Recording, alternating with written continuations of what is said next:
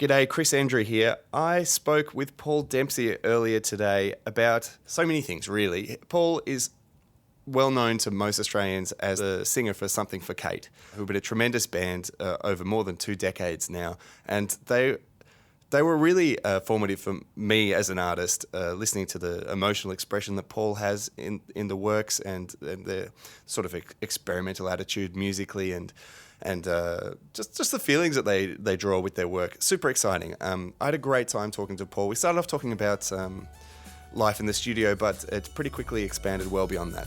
Hope you enjoyed the conversation.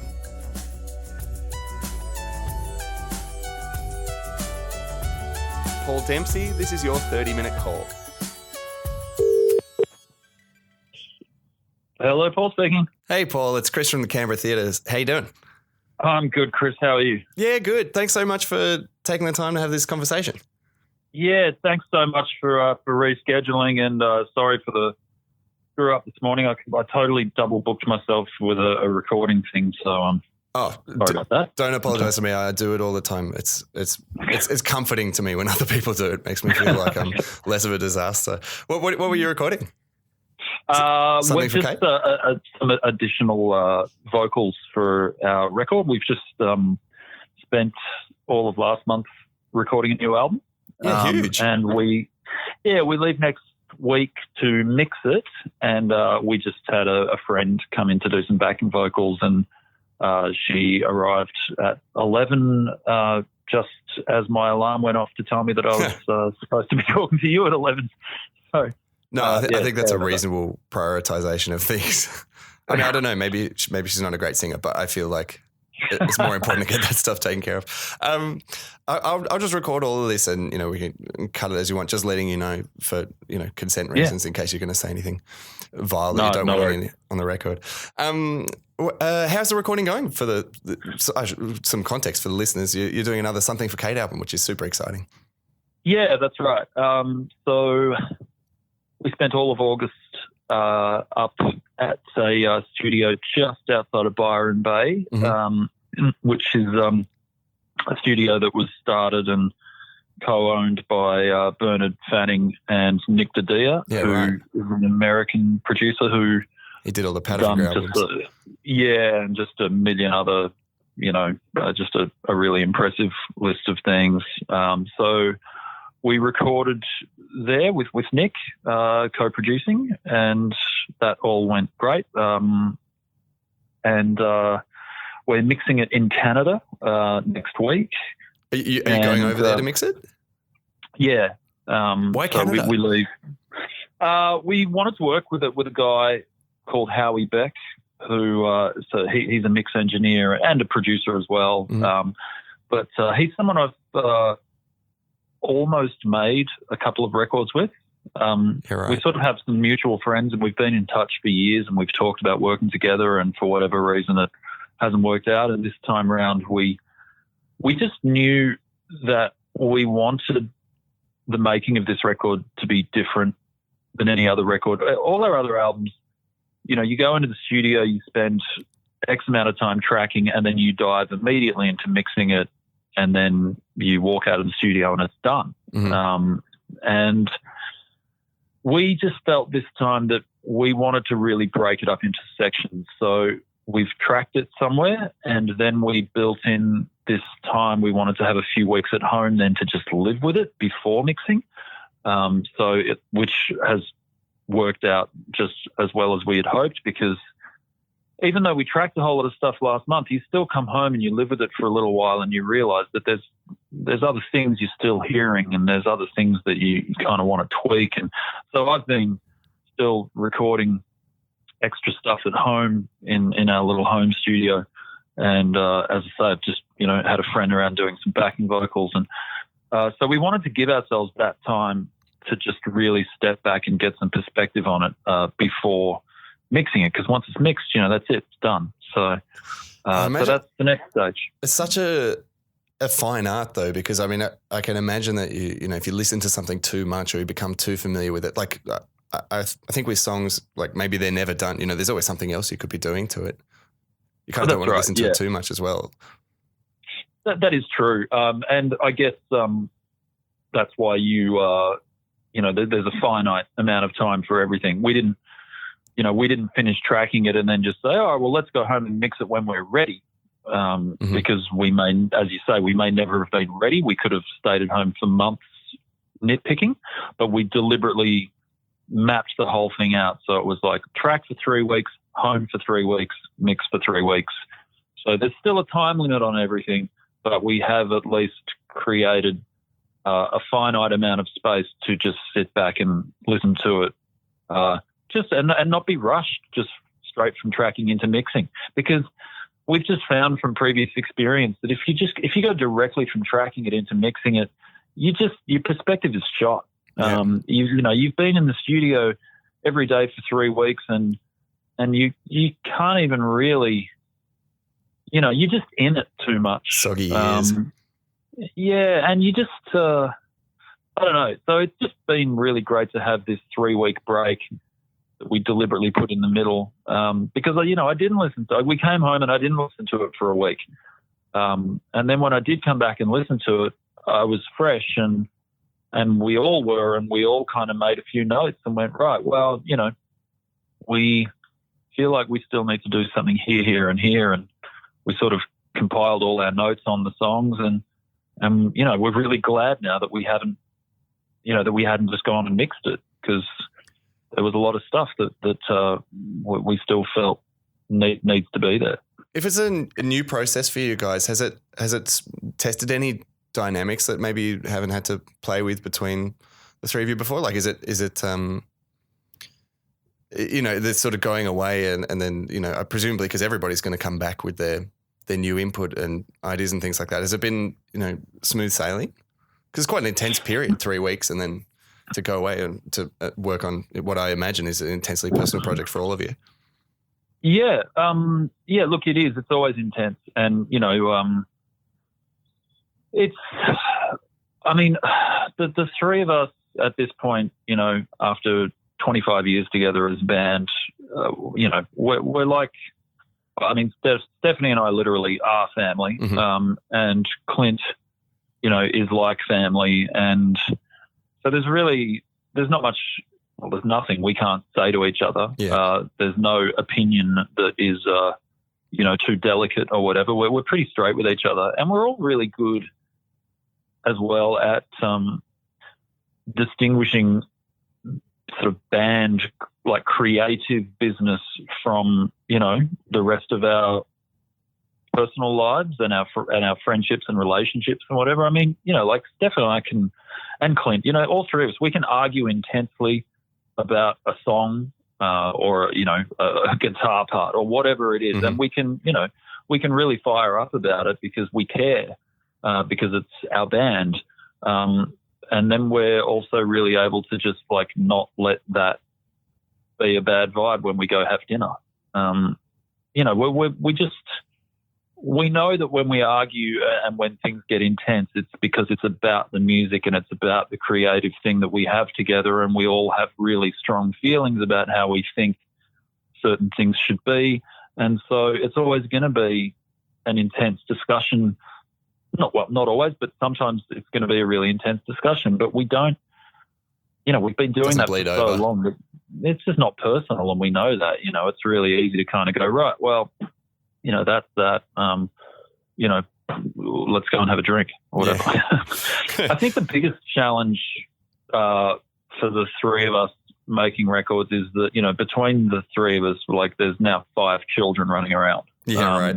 So it's just a really different way of making the last time we made a Something for Kate record, Steph and I had 1 kid and Clint had 1 kid, mm-hmm. and now there's 5.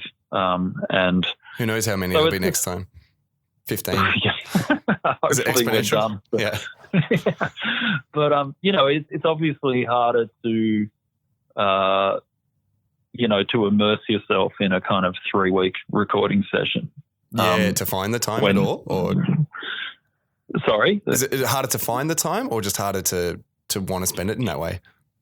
No, it just requires a lot more forward planning. Mm-hmm. The three of us used to just hop on a plane and, go wherever and make a record. Now we have to organise. We got to think about school schedules and childcare, and but we still, but we're all really committed as well, though, to the idea that when we do make a record, we do need to be completely immersed in it, and it can't be something that we do in dribs and drabs when we have the time. We have to make time for it. So, that we did all go away together, and the kids came along, but they were looked after so that we could go to the studio every day and, focus really hard on what we were doing, and then, come home at night and have family time. So. Do those pressures shape the content of this record? Like, is there anything that you were writing or even, just playing lines or anything, and you're like, oh, this is sort of something I wasn't expecting to come out, that may have come out of, the different stage that you're at now? Honestly, not really. Music is music, and the music we write is really just more because of a feeling, if it's something that excites us, then that's all that matters, really. And I get, like, lyrically, I don't really tend to, I write all the lyrics, and it just hasn't been something that I haven't felt any desire to write songs about my children, or about being a father, or, it's not, I guess, some lyric territory that I'm particularly interested in. I guess it's also not it's not the tradition that you're working from, like that sort of explicit, like, country, we had one kid, now there are 5 floating around between the 3 of us. Like, it just wouldn't make sense if that suddenly came out. Exactly. I've never been a particularly, what's the word? My lyrics are not really kind of literal, linear sort of, there may be storytelling going on, but it's usually, even then it's sort of fairly abstract. Yeah. I'm more interested in the way words can be combined in new and unusual ways to achieve new meanings. That's more interesting to me than writing in a conversational way. I love my favourite lyrics, and my favourite thing about writing lyrics is where you can fit a collection of words together in such a way that doesn't necessarily make literal sense, but it makes a whole other kind of sense that you just couldn't achieve otherwise. And then when you sing that with a certain melody or a certain feeling, it just has a way of producing an effect or a reaction in people that just can't be done through any other art form.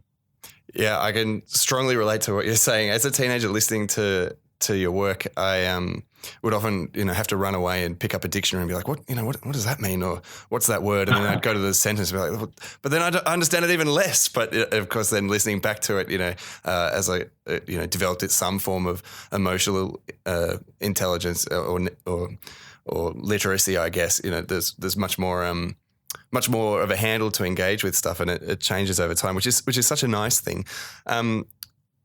Given you have that approach to how you craft your songs and that interest in lyrics, do you think much about what the broader purpose of music is and your sort of role in making it? Yeah, I do often. Sometimes it feels difficult to justify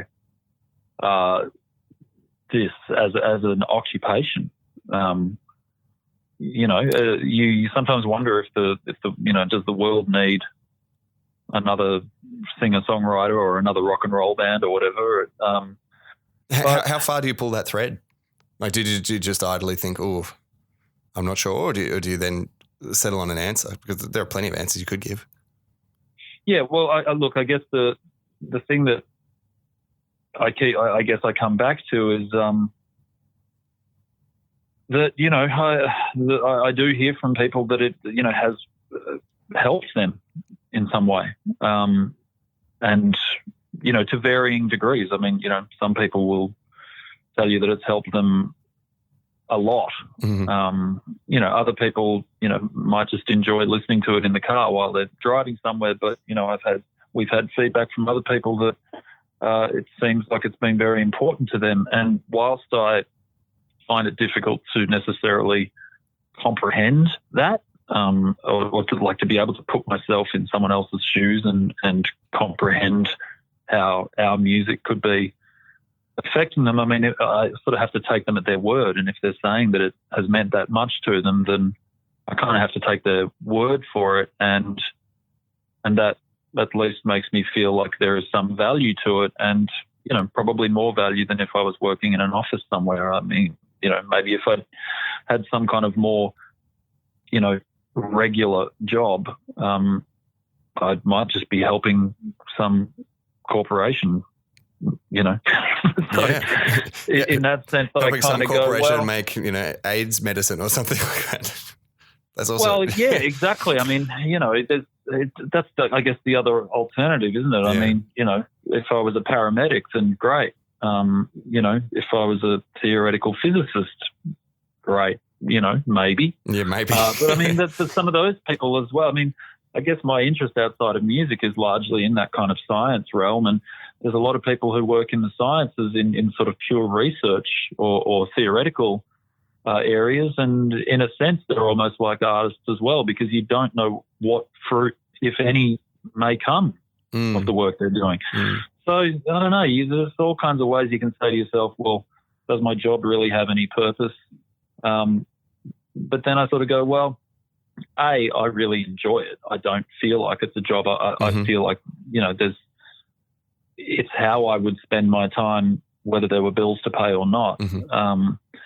And, you know, again, if I take people at their word, then it is producing some benefit for some people out there.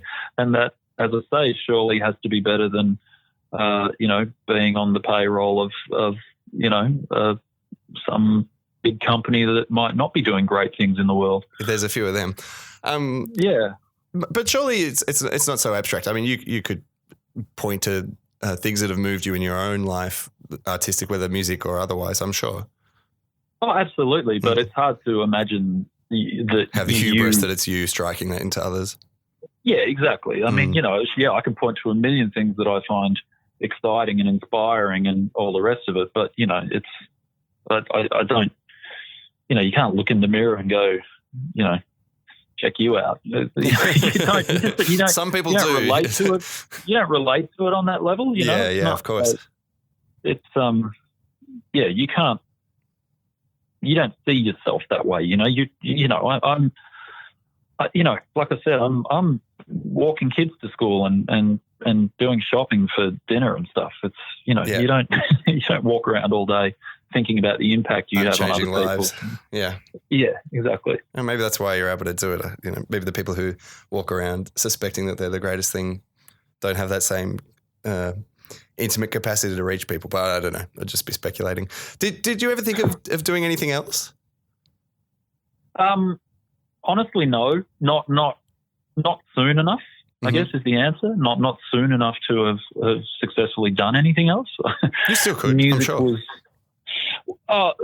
Well, I guess the other things I would be interested in doing would require many, many years of study, and they're also the kinds of things that almost sort of have a kind of expiration date on them. What types of things? What comes straight to mind? I mean, you know, I really, as I said, I'm really interested in physics and. I actually learned the word entropy from you, for what it's worth. Oh, there you go. When I was working in the kebab shop when I was 15 or something. There you go. I asked my kebab mate, I was like, what's entropy? He's like, I don't know. Well, there you go. There's something I helped with. Yeah, true. I did study some physics. Yeah, I mean, look, in my wildest dreams, I would like to think that maybe I might have been able to work in science in that kind of area. But, you know, I don't I'm not suggesting for a second that, you know, that I have what it takes to really do that kind of serious work. But I like to think that maybe in some capacity I might have been able to work in in that area. I'm sure at the very least you would have had the capacity to do it badly. Don't sell yourself too short. Well, that's not everybody's brilliant. You don't really get to do it badly. I think in that area. So you either research physics or something. You don't get to do it badly. You get given something else to do. Yeah. But I still would have been satisfied doing something in that realm, because it's still kind of endlessly fascinating to me. And when I'm not making music or whatever, that's kind of what I'm reading about and right. sort of just sticking my head in. What type of stuff do you read about it? Oh, everything from kind of particle physics kind of stuff to cosmology, evolution of the universe kind of stuff. The astrophysics, the behavior of black holes and dark matter, or the very really really big stuff. Right down to the very very tiny subatomic stuff. I guess I'm just really fascinated with just the nature of reality, and just what we understand of how it works. Everything's made of atoms. What are atoms made of? What happens when you get down to the smallest of the small, and we just keep going smaller. The more we smash subatomic particles together at higher and higher energies, we discover that there's even more constituent parts than we thought. And likewise, the more we look out into the universe, we just continually changing our picture of how things came to be, how they appear to be. There's the scientific point of view, but then there's also the sort of philosophical point of view on that. It's just, to me, I don't know what other subject is more interesting than that. Are you a spiritual person? No. In sort of no sense, like there's no, and I don't mean in a sort of like having a higher religion or anything like that. But do you engage with this stuff purely from your fascination for how everything is, or is there some sort of, do you suspect that things are connected in any way, or that there's meaning in it? I mean, to me,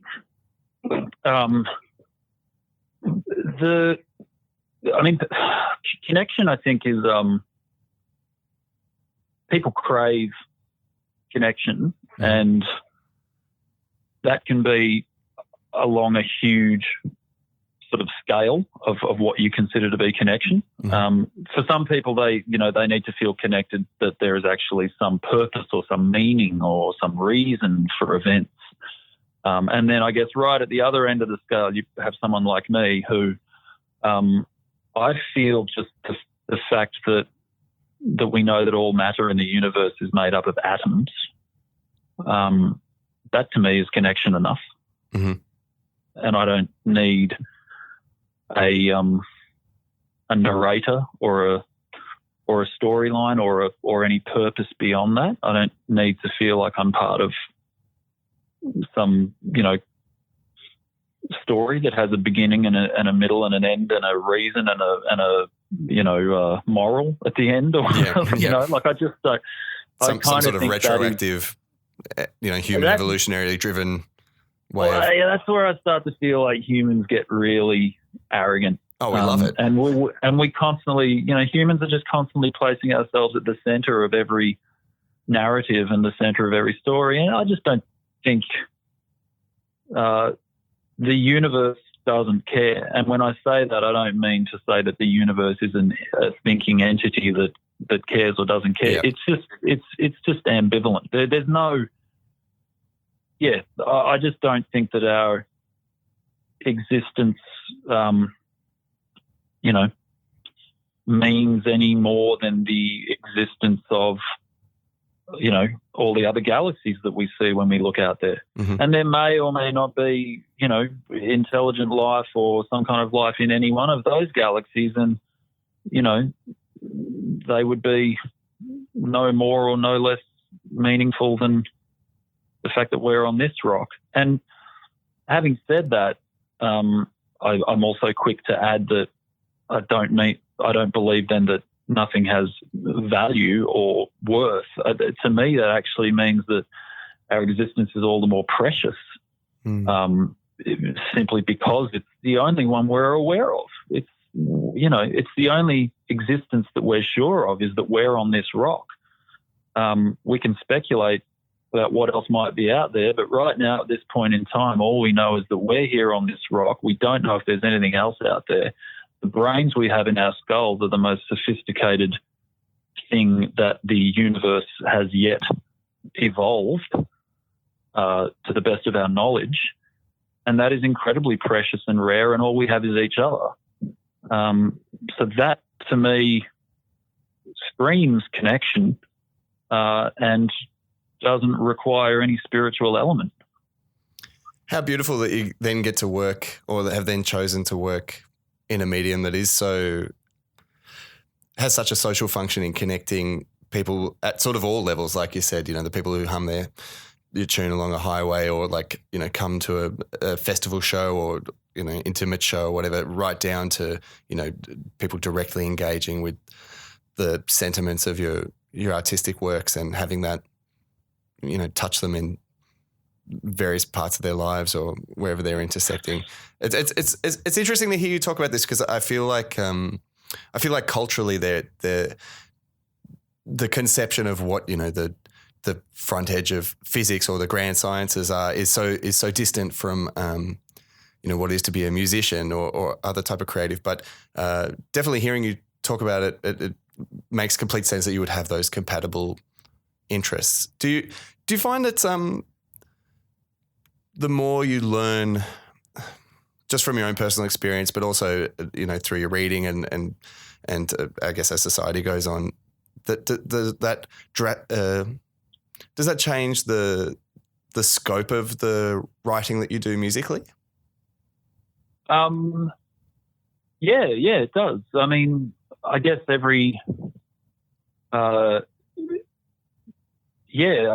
I can, I guess the reason I read the stuff I read is because I find it in some way like mind expanding. Because you're literally, you're reading what the best available information is at the time of what we understand reality to be. And I guess the reason I keep reading this stuff is because it's constantly changing. So, I'm looking at my bookshelves now, and, I'm looking at some books that I would have read 20 years ago, and a lot of what's in them now has been drastically updated. Which is the fun edge of like physics in particular. I mean, once you start to get the handle of the narratives and things like that, it is just as much an art as anything else, because you've got competing people with their own conceptions, because there are untested things that have to be chased down or conceived of before they could be understood to exist in a way. Yes. Absolutely. Yeah. And it takes like wild creativity as well. Which is why I was saying earlier that, a lot of it, there is sort of an expiration date on certain fields, I mean, it's not like an official expiration date, but there's sort of, I guess there's a bit of a perception that, a lot of the great theoretical physicists in history did their best work when they were quite young. Yeah. And before they, I guess, could become conditioned or sort of dulled in some way by the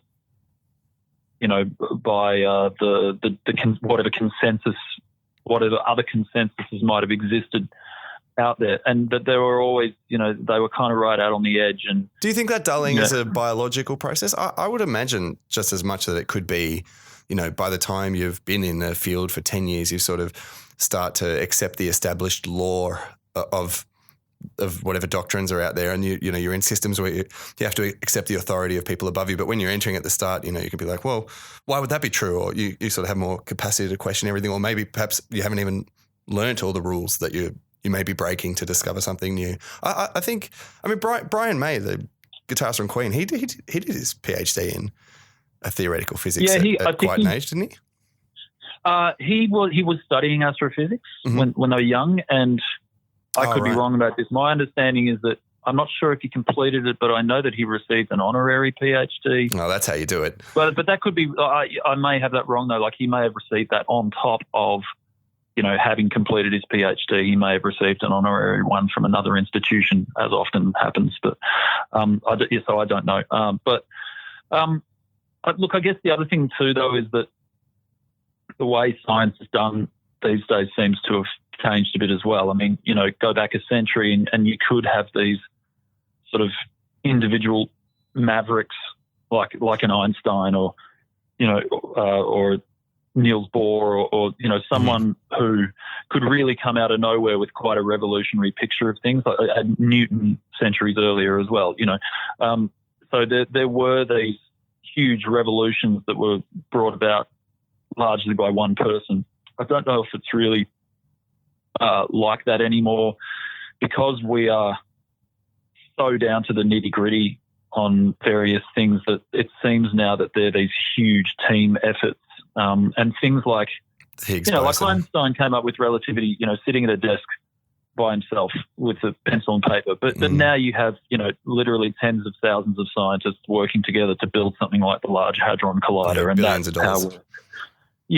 and that's how we're making the steps forward now, is with these massive team projects, or the the LIGO project that discovered gravitational waves, and so the chances of some individual now just kind of turning around and going, "Oh, hey everybody, you've been wrong for decades. Actually, it all works like this," and them like being right and coming up with a theory that's also so predictive, like relativity, that it continues to confirm its own correctness decades into the future. I mean, I don't know if that's a likelihood, but it seems to not sort of be the expectation at this point. But I don't know. I agree with everything you've said, but at the same time, like, I feel like that was the sentiment, 110 years ago, before all those explosions came at the front of physics. I don't know. And there are 8 billion of us or whatever, Someone will sit around and cut across everything, I'm sure. Look, I mean, God, I would love it if there was some household name next week who, if some person just, like bolt from the blue, just revolutionized our understanding of everything. Maybe it's you, Paul. I'm telling you, you've got to quit music. Quit the band. Let them down gently, pre-mixing. Yeah. No. They're again though, like a lot of the, I've got loads of books that I've read that, where people seem to be putting their money on someone. I remember one, like there's a guy called Ed Whitten, and I know, a little while back, there was a lot of people kind of thinking that he was, like, Ed Whitten was going to do it with string theory, or Lee Smolin was going to do it with loop quantum gravity or whatever. There were kind of these superstars in different areas that were each sort of pushing their thing, and and it's all sort of gone a bit quiet. String theory's gone a bit quiet. Loop quantum gravity seems to be popular again, and there's, I don't know. Look, as I say, I'm a bystander who just finds all this stuff entertaining and fascinating. And like I said, I guess to bring it back to songwriting, it's pretty mind-bending stuff, and I think that that's a good thing for being a creative person, is just to be constantly, pushing at the sides of the mental, enclosure or whatever, and just trying to, push the walls out a bit. And it just, I just think when you begin to be creative or begin to write something or whatever, for me, I just think that the only place to begin is from, being just a collection of atoms in the universe, and being, I like to think of myself sometimes as instead of always being in my brain and thinking about me and my life and my day or whatever, sometimes it's just interesting to take the perspective of you're just an arrangement of atoms surrounded by other arrangements of atoms, and eventually all those arrangements get rearranged. And, you know, I mean, every atom in your body was somewhere else before it was in you. So all the pieces of you have been around for a long, long time, and they will be around for a long, long time after you. You know, you're just the current amalgamation of those atoms. And I don't know, that's one perspective, at least, from which to start writing rock and roll songs. Yeah. I guess I may be going out on a limb here, but I feel like it's not the standard perspective from which, you know, many of your contemporaries would be beginning. Have you found the path through music, like, you know, over decades now, from, you know, from the front edge of a genre at a time in Australian music, you know, through great success and national play, and presumably you've toured the world and sort of done it all. Have you found that a lonely path at times?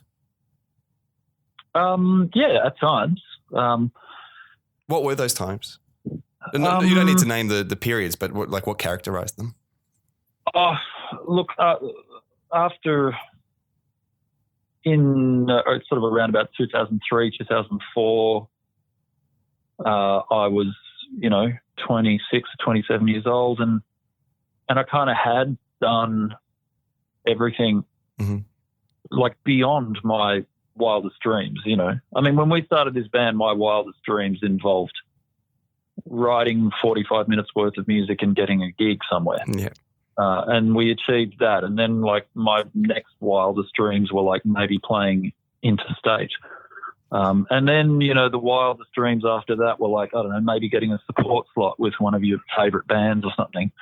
So I didn't have, you know, unrealistic expectations. I never wanted to be, you know, sort of rich and famous global superstar, whatever. I just wanted to play music, and you know, I guess the wildest dream was, God, if I could even play music and make a living out of it, that would be ridiculous. And I guess by the time I was about 27, I had done all of that and more, and, you know, had toured the world and played and met, you know, people that I hugely admired, and I sort of suddenly, I just found myself, I don't know, at a bit of a, at the time, I mean, I can talk about it now in retrospect, but at the time I just couldn't see it. I felt nothing, and I couldn't feel anything. And, like the meaning had fallen off of those things? Oh, I just remember feeling, I don't know, I couldn't get out of bed. I had no energy. I wasn't really deriving any enjoyment from anything.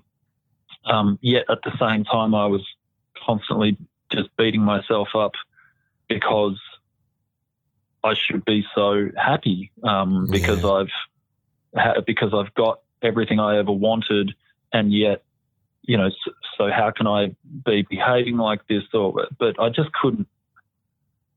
Yeah, I don't know. I felt removed from myself, and then I couldn't write, and I was writing. I just hated everything. I just had a very low opinion of everything I was doing, and and at the same time, you know, I was suddenly in a position where there's a whole bunch of people who are financially dependent on me. You know, there's my bandmates, management, you know, even like people who toured with us and stuff, and so it's like, okay, time to make another record, and there's all these people depending on you. But I just couldn't. I just felt kind of like I didn't know what anything meant. I didn't see the point. I just didn't know what any of it meant. And like I said, you know, I'm a bit of a, you know, I kind of, I have a bit of that existentialist dilemma most of the time anyway. So at this point, it just really got blown up, and I just really started wondering what the point of my life was at all. And you know, I just got pretty depressed, and ended up, with the doctors and sort of having to kind of work through that for the better part of 2 years. So that was a pretty challenging period and I would say very lonely as well, even though Steph was right by my side and unbelievably supportive. But you're not there, you're lost somewhere deep inside your own skull, and it's hard to find a way back out. But the good news is I did. And I was diagnosed with depression, and that had been, that wasn't any great surprise. But for the first time, I was sought treatment for it, and which presented its own challenges. But when I look back at it now, and it's over 10 years ago now, when I look back on that period now, I tend to think of it more as having been like a nervous breakdown or a like some sort of mental break, because I don't feel like a depressive person now, and I haven't done for nearly a decade now. Since that time, I haven't really had anything on the scale of what I went through at that point. So I don't tend to think of myself as someone with depression now, but at that point I definitely had some sort of, something snapped, and it took a couple of years to rebuild. And I sort of now look at my life as there was like a before and after. Everything since that point, I feel like quite a different person. And the only way I can describe it is just that something really broke in my skull, and I rebuilt, but I wasn't able to rebuild the same way. It's like I rebuilt around what was there before. So sorry, I'm just interested when you talk about rebuilding around what was before. Do you think that you were living, I guess, in a mindset and a path with your work and with all those dependents and the pressure and all the expectations and hopes that you'd had, and having sort of achieved and surpassed them? Do you think that you had to, did you have to realign those to come out the other side of those years?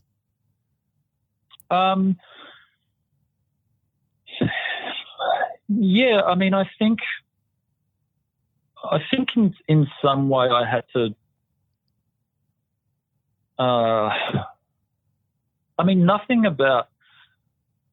Nothing fundamentally about the way I view life and the way I view my existence and the universe. Nothing fundamentally changed about that, and I didn't suddenly, my way out of that sort of mess. It wasn't by changing my fundamental worldview. It was more about an acceptance or something. And I guess it was, but I can't even really put my finger on what it was I was accepting. It was more like accepting that my brain works a certain way, and that it's always going to be that way, and that whatever illusions I had or about that your wildest dreams coming true is the answer to everything, or achieving success is the answer to everything, or achieving financial, whatever is the answer to everything. I guess that's what I have to accept is that it's not, and that your wildest dreams coming true is not. It doesn't equal happiness and contentment, because you still have to get up every day and ponder your own existence. It doesn't suddenly give your life meaning. What gives your life meaning is the doing of things. It's the small acts of, standing in a supermarket line and being courteous to someone. That to me is what, I guess, how I've rebuilt myself since, is just in this sort of kind of acceptance that every single tiny little moment is what matters. That's actually your existence. It's not the big stuff that you do or the big dreams that came true, or it's actually just, it's every little thing. And I think I've just enjoyed my life year on year since then. I've just enjoyed my life even more because I just feel like I'm in a place where I can find enjoyment in just about anything now. It's really weird. I've gone from not enjoying the things that I thought were the really big, exciting stuff. I've gone from that now to, it's almost the complete opposite, that I derived the greatest joys now from, just not losing my patience in a stupid situation, or, not, I don't know, it's just the little acts of being alive, just the constant awareness of being alive, whether you're sitting in your car or walking down the street or writing a song or singing on stage or sitting in an aeroplane. I'm not waiting for anything. I'm not craving, and I'm not waiting or hoping or itching or, I just really feel like every moment is it. And your life can end tomorrow. I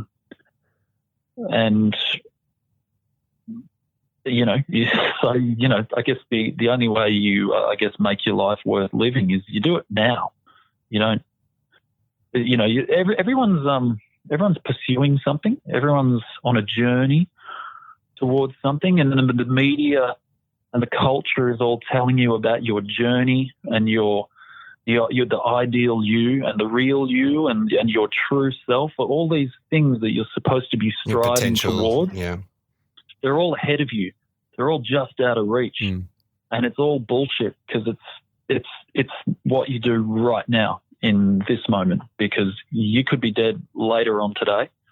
And so I just don't give a shit about any of that stuff anymore. And I, not that I ever, it's not like I. They're heavy cultural narratives. They cannot be your whole focus, and they still creep in the edges, or you have to actively challenge them and reject them. Sometimes I've found. I'm also reluctant to make it sound like I ever was a person who was like, ruthlessly ambitious or whatever. Because it's not like I was that either. It's just that I didn't realise that sort of getting everything I wanted wouldn't be the answer. You just think that it will be, and there is no answer. I guess that's what I've discovered, is that there's no thing that equals happiness and contentment, other than having a loving relationship, where you trust another human being with your life. I mean, which other than that, and even that, like I said, that is work. That's not just the thing that comes without challenges either. That's the thing that you have to work at every day also. Mm-hmm. So everything is work. Everything is just the work of being alive, and just trying to do it well. And that is, I guess, how I've rebuilt. It's not, I don't know, it's just where I'm at, and it's where I've been at for sort of a decade now, and it's only, it's going all right. Well, I'm glad that all your work and reflections seems to have led to some well-earned happiness, and I'm also very glad that you're dragging the particular collection of atoms that you currently inhabit over to the Playhouse to perform for us. And you're performing with Nick Kraft, who's from Canberra. Do you know Nick? I see you've played together a few times. Yeah. No, I've known Nick for a very long time, since he was in Sidewinder. Mm-hmm. I think we played football together last week. Oh, right. Okay. Yeah, I saw the photo. Oh, did you? Yeah, he was great. I trust everyone came away unscathed. Well, actually, funny you should ask. Dom, who works at the theatre, he sprained an ankle. But other than that, the musicians won. So, okay. Yeah, it was a good story. No, look, I love Nick. He's a great guy, and we love hanging out. And he actually came down to Melbourne in June. I did 5 nights in a row down here when I was kind of polishing up new songs, and he joined me for all 5 nights. So that was a really nice stretch of, getting to hang out. So, yeah, looking forward to playing with him in Canberra and getting to hang out again and hearing him play. I love his stuff. What sort of stuff will you be playing for us?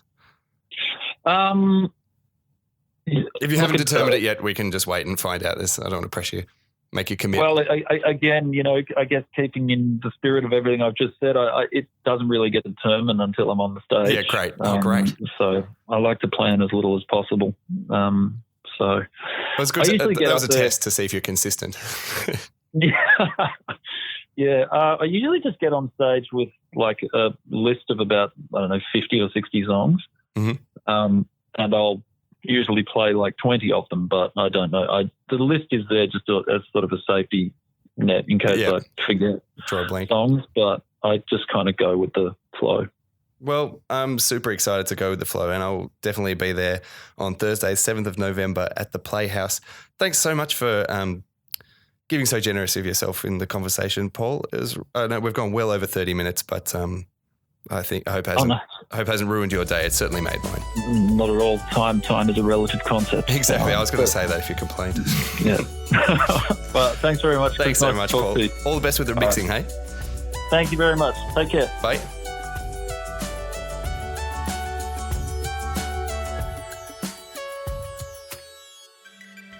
Paul Dempsey's coming to Canberra and is playing on Thursday the 7th of November at the Playhouse. You can get tickets at canberratheatrecentre.com.au.